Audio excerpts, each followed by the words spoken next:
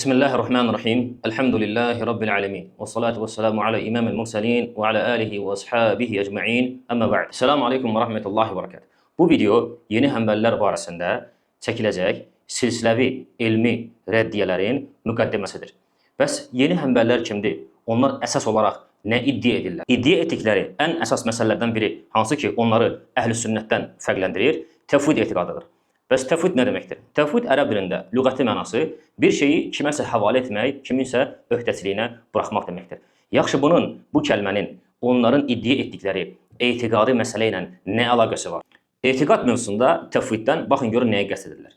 Deyirlər ki, Allah Subhanahu wa Ta'ala öz kitabında bir sıra sifətlərindən xəbər verib. Həmçinin Rasulü Muhammed sallallahu aleyhi ve sellem öz səhih sünnətində uca Allah barəsində bir sıra sifətlərindən xəbər verib.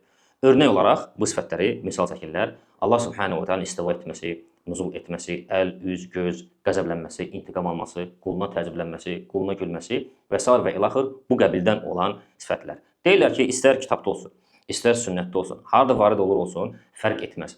Bu kimi sifətlər hansı ləfslərlə varid olubsa, onların mənaları agah, aşkar deyil. Bəli, biz Quranı, sünnəti asanda Allah barəsində bu xəbərləri görürük. Əl, üz, göz, Allahın istiva etməsi, nuzul etməsi, qəzəblənməsi, təəccüblənməsi, quluna gülməsi. Bu kimi sifətlərdə zahir olan, bizə olan, zahir olan mənalar var. Əslində o mənalar qəsd olunmayıb.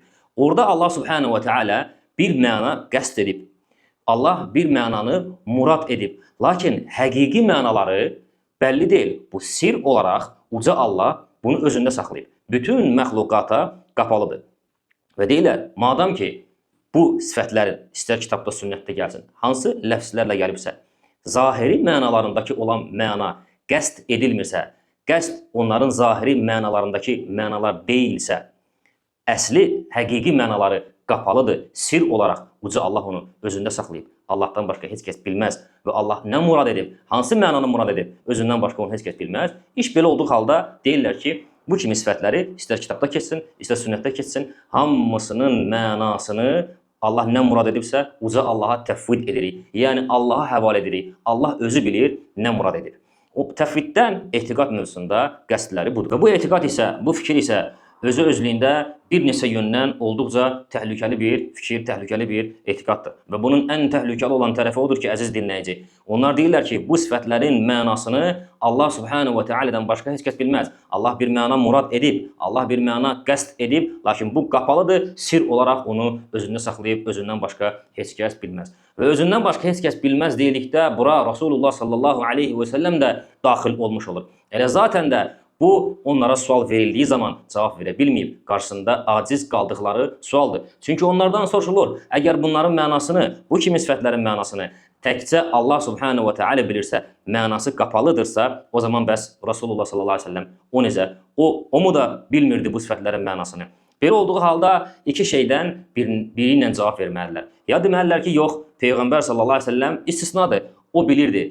Buna bu cür cavab versələr, özlərini işgələ salmış olurlar. Çünki növbəti bir sual gələcək. Yaxşı, əgər Peyğəmbər bilirsə, o zaman ümmətinə niyə xəbər verməyib? Ümmətinə niyə çatdırmayıb ki, bu sifətlərin mənası qapalı qalmasın? Axı Rasulullah sallallahu aleyhi ve sellem təbliğatla görəvlidir. Yox, əgər desələr ki, yox, hətta Peyğəmbər sallallahu aleyhi ve sellem də belə bilmirdi, bu zaman isə çox təhlükəli böyük bir xətaya düşmüş olarlar. O da nədir? Rasulullah sallallahu aleyhi ve sellemə cahilliyi nisbət etmək. Hətta belə məntiqi yöndən yanaşanda bu təfvid çox ziddiyyətli bir şeydir. Fikir verin, biz bu növ sifətlərə xəbəri sifətlər dedik. Sizlərdən birini sual verə bilərsiniz ki, bu növ sifətlərə nəyə görə xəbəri sifətlər deyilir ki? Bunun cavabı odur ki, bunlara ona görə xəbəri sifətlər deyilir ki, bunlar xəbər vasitəsilə varid olublar. Yəni nə Allah və nə də Rasulü sallallahu aleyhi ve sellem bu sifətlər haqqında bizə xəbər verməsəydi, biz bu sifətlərdən agah olmaz və xəbərdar olmaz idik. Və biz də bilirik ki, həm şəri yöndən, həm əqli yöndən, həm də dil, lüğət yönündən xəbər o şeyə deyirlər ki, o çatdırılanda fayda hasıl olsun, bir şey başa düşülsün. Sənin kiməsə, nə haqdasa xəbər verdiyin zaman, o xəbərin gedib ona çatdıqda, onun başa düşülməsini mi qəsd edirsən, yoxsa o xəbərin qarşısında işgələ mi düşməsini qəsd edirsən? Hətta insan faktorudur ki, bizdən birimiz xəbər verdiyimiz zaman ən asan uslub seçirik və ən asan ifadələr seçirik ki, xəbərimiz həmin kəsə, həmin yerə gedib çatdıqda ilk andan başa düşülsün. İndi Allah Subhanahu wa Ta'ala kitabda özü haqqında bizə, sifətləri haqqında bizə xəbər verib. Həmçinin Rasulu onun sifətləri barəsində bizə xəbər verib. İndi Allah və Rasulu sallallahu aleyhi ve sellemin qəsdi nədir? Bizim o sifətləri, o xəbərləri oxuyub, görüb, başa düşməyimizdir, yoxsa o sifətlərin qarşısında işgələ düşməyimizdir. Əgər bu sifətlərin mənaları ümumiyyətlə qapalı idisə, bu sifətlər haqqında Allah subhanahu wa ta'ala ümumiyyətlə niyə xəbər verirdi?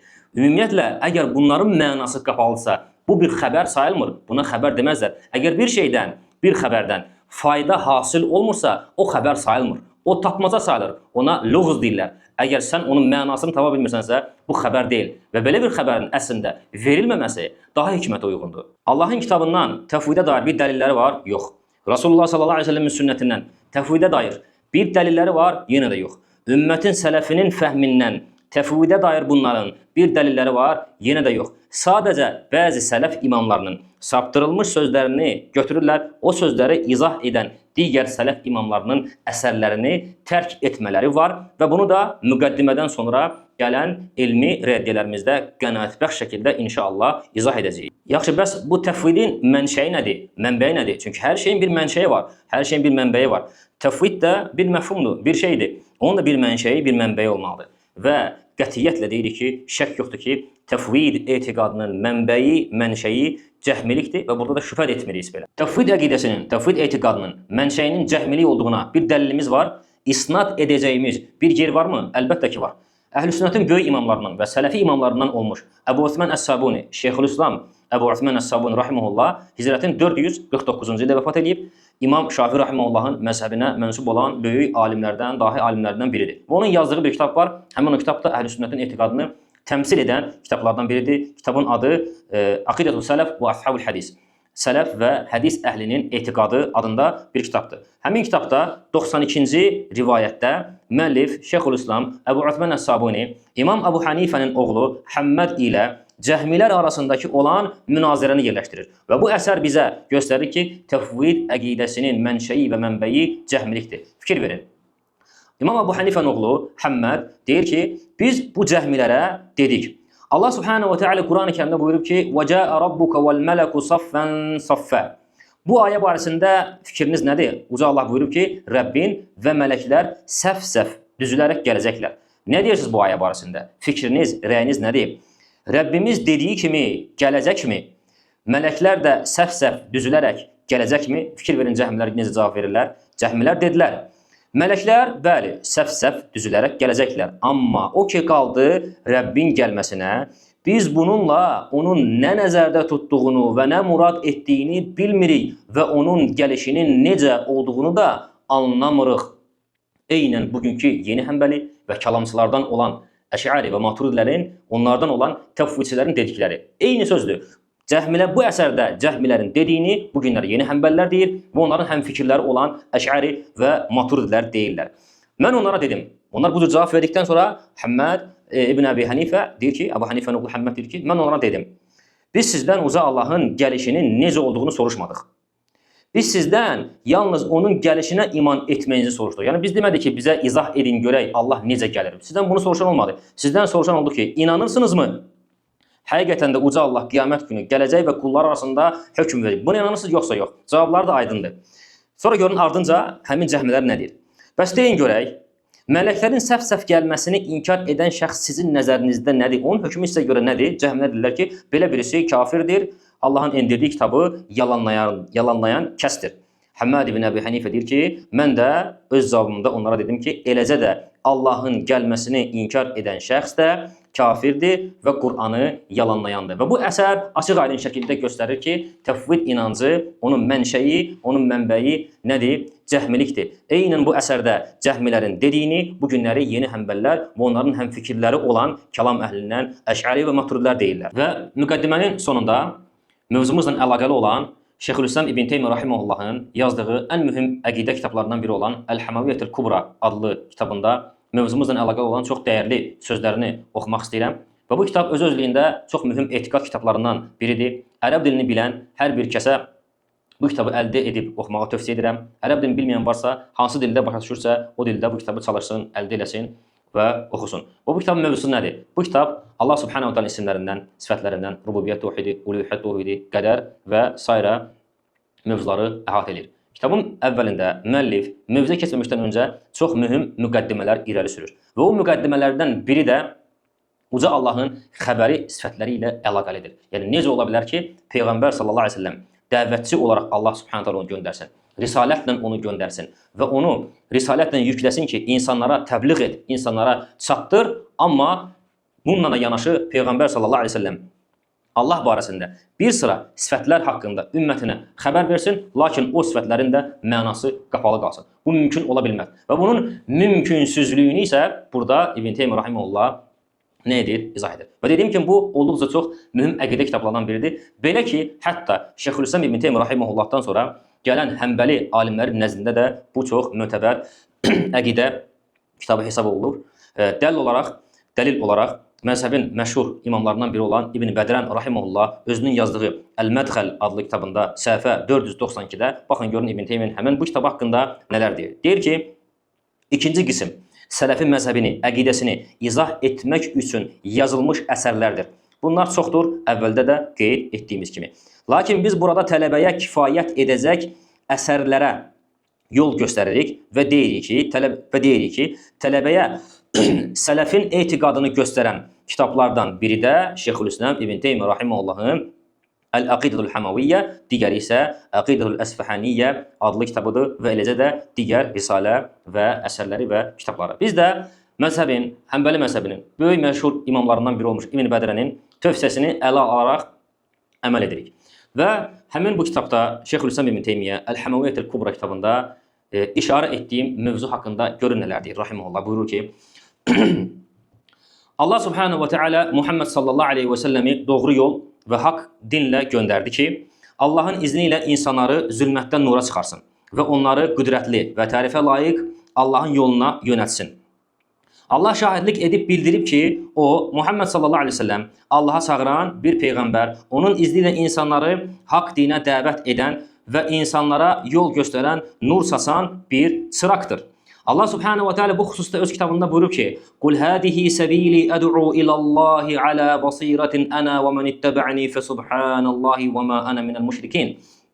Allah Subhanahu wa Taala Peyğəmbər sallallahu aleyhi ve sellemə deyib ki, de, bu mənim yolumdur. Mən və mənə tabi olanlar açıq-aşkar dəlil üzərində Allaha çağırırıq. Ağıl və din baxımından fikir ver görün nə deyir? Ağıl və din baxımından mümkün deyil ki, insanları zülmətdən nura çıxaran bu peyğəmbər Allahın adları və sifətləri kimi ən mühüm mövzularda insanları məlumatsız buraxsın. Bu ayəni İbn Teymiyyə biz nəyə görə gətirir? De, bu mənim yolumdur, mən və mənə tabi olanlar açıq-aşkar dəlil üzərində Allaha çağırırıq. Yəni, Peyğəmbər sallallahu aleyhi ve selləmi Allah Subhanahu wa Taala öz kitabında bu cür vəsf etdiyi halda "Əd'u ilallahi ala basiratin" bəsirətlə Allaha çağırıram, yəni aşkar dəlillərlə, Allaha aşkar dəlillərlə çağırıram. Bu peyğəmbər bu cür olduğu halda necə ola bilər ki, Allah barəsində bəzi sifətlər desin, amma o sifətlərin mənası qapalı olsun? O zaman bu sifət peyğəmbərə layiq deyil. Əd'u ilallahi ala basiratin. Allaha açıq-aşkar dəlillərlə dəvət edirəm. Bu mümkün deyil. Peyğəmbər sallallahu aleyhi ve sellem deyirsiniz ki, xəbər verib ki, Allah gecənin son 3/1-də nuzul edir. Deyirsiniz ki, nuzuldan murad, qəsd nədir? Bilinmir. O zaman bu nuzul haqqında xəbər verən kimdir? Peyğəmbər. Deməli, Peyğəmbər sallallahu aleyhi ve sellem bəsirət üzərində çağırmır.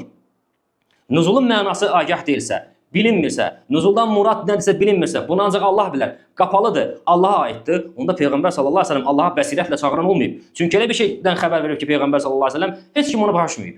Mənası qapalı olan bir şey haqqında xəbər verib. O zaman bu ayədə Peyğəmbərin keçdiyi vəsf Peyğəmbər sallallahu aleyhi ve sellem gələk ona layiq olmasın. O isə Allah Subhanahu wa Taala onu belə vəsf edir. Deyir ki, "Əd'u ilallahi ala basiratin." De, mən Allaha açıq-aşkar dəlillərlə dəvət edirəm. Ona qədər İbn Teymiyyə rahimehullah deyir ki, ağıl və din baxımından mümkün deyil ki, insanları zülmətdən nura çıxaran bu peyğəmbər Allahın adları və sifətləri kimi ən mühüm mövzularda insanları məlumatsız buraxsın.